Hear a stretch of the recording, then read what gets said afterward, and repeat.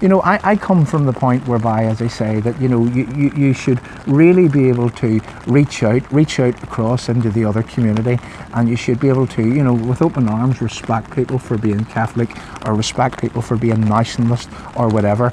And I like to say that, you know, I would love to help you people save your national identity. In return for what? In return that you would perhaps help me save mine, because as I say, if we don't work together, if we don't stand together and stand against this corruption, I believe that we're all in for a downfall in the very, very near future. I'm an Irish young lady, and there's no reason on this earth why I couldn't run to be the President of Ireland, because I know I'd make a good one, you know? Yeah, you certainly would. I mean, you come across to me as a very timid young lady, right? But yet you're taking on this might, you know? I mean, here we have some of the people that stand in these elections. You know, I mean, we all know Sinn Féin and looking at some of the other people. But, you know, I mean, me coming from Northern Ireland, I kind of know that, you know, these people are very, very hard to stand up against. Yeah. What is it that drives somebody like you, a wee timid wee thing, to take on the might of these big parties? Well, I have to be really honest and say I feel that it's my duty as an Irish citizen to take on all of these people, because first and foremost, our unborn don't really have a voice in Ireland. Obviously the elderly people of Ireland, they don't have a voice either. So the unborn and the elderly people of this country are very close to my heart. Yeah. So I feel they need a young person like me in the Dáil to fight on their behalf. And these people here, in my opinion, aren't really doing a great job. So why not let me be in the Dáil? Absolutely. And, you know, in terms of social areas, I mean, I often look at our own circumstances in Northern Ireland. I look across into, you know, England and Scotland and whatnot. And I find that although that our contentions are slightly different, you know, the problems that people face are exactly the same.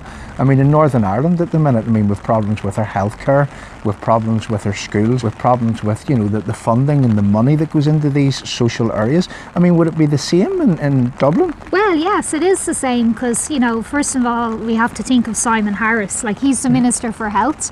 He doesn't have a lot of qualifications, and our health system in Dublin is in a really, really bad way. Yeah.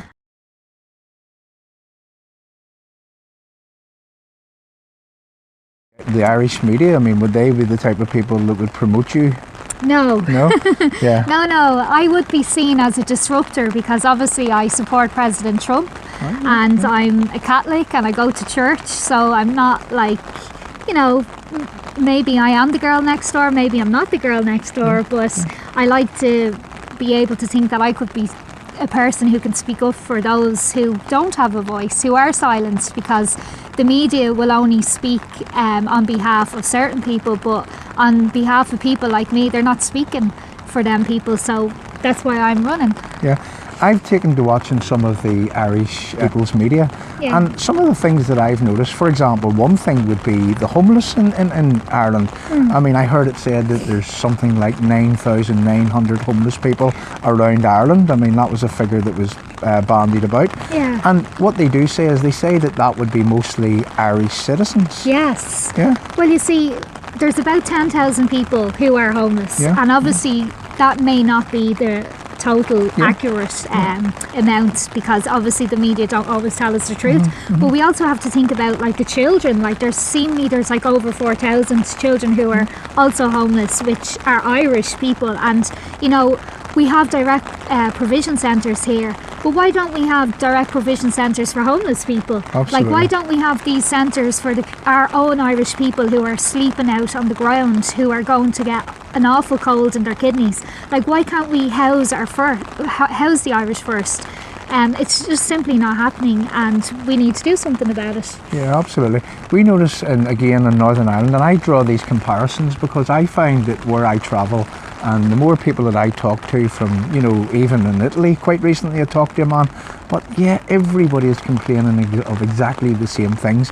And, you know, a man in Italy said to me not too long ago that it's not that we're racist, and he talked about Salvini. He says that Salvini said that if you want to come to our country and if you want to, you know, blend in and you want to respect our laws and our way of life and you don't want to change the culture, you're very welcome to do so. And would that be the same in Ireland, would it, Sarah? Well, you know, that's what's happening here. Basically, there's people coming from all different parts of the world, and they're not respecting our culture. Yeah. In fact, they're disrespecting our culture. They're coming over here, they're creating mobs and gangs, and they're having fights outside nightclubs, and they're literally telling the Irish, in other words, up yours, we're not grateful to be living here, and we're going to cause us much trouble, we're going to rebel. And basically it's just not working. They're not fitting into Irish society, and that's why we need more control of our borders, because if we don't have control of our borders, we no longer have a country, basically. And that's what I want to be a voice for, because it's just literally not being spoken about in the media. Absolutely. Now, I'm not a politician. I don't want to be a politician. My interest, I guess, is to point out the corruption where it exists. And I'm a great believer in freedom of speech, freedom of expression. You're right to criticise bad law, and you're right to point out, and you're absolute right to point out corruption where it exists. And whenever the mainstream media, they're not pointing out the corruption, and sometimes I'm really in despair to see that, there's a clear-cut case of real corruption, and yet they won't report on it. So, in Northern Ireland, I would be arguing the case that what we do need is we need our own mainstream media. We do. For Irish people, for, in our own country there. Let me explain to your viewers is that, I call myself British. By birthright, I was born in Northern Ireland. That's not my fault. And, I look across to the United Kingdom, and I want to remain part of the United Kingdom. But that doesn't mean that I can't respect anybody that wants to be an Irish citizen living in Northern Ireland. And I really think that that's where it should be at. It should be about, us all respecting each other's identity and trying to work together, because believe me, we have a common identity, and I call it that because we share these islands, okay? And I'm talking about right across the British Isles. So we'll have a commonality in terms of common travel. And would you believe, when we look at it, we actually have a common enemy. You should really be able to reach out across into the other community, and you should be able to, with open arms, respect people for being Catholic, or respect people for being nationalist or whatever. And I like to say that, I would love to help you people save your national identity.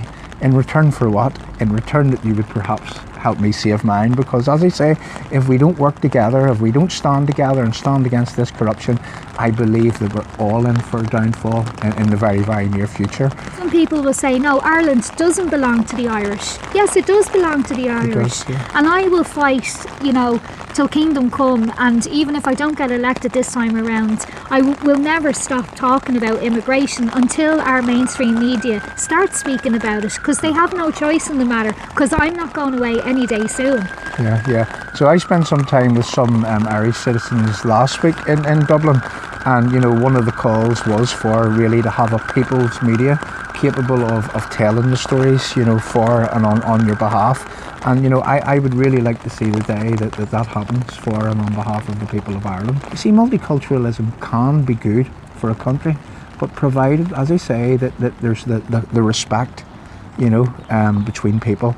And wouldn't it be a glorious place if only our leaders, the people that you're fighting here, wouldn't it be a glorious place if these people stopped trying to force togetherness in a way that it demonizes and diminishes ordinary Irish citizens? And that's where I believe that the real problem is. And sometimes I think, Sarah, that they do this here, they do this for their own ends, their own selfish political gain. Because if they can stand on the side of, for example, the people that come to this country, and then they get their vote. And it's there's going to be a huge detriment if these people aren't stopped. So I really congratulate you, and I congratulate others that are standing up for your right to be Irish, your national identity. I refer to the proclamation, and I'm going to ask you a question here, but in your Irish proclamation, it would talk about the indefeasible right of the Irish people to be sovereign and to have ownership of the land. I just think about what that means. Indefeasible, what does that mean? Indefeasible is a word which means that cannot be changed.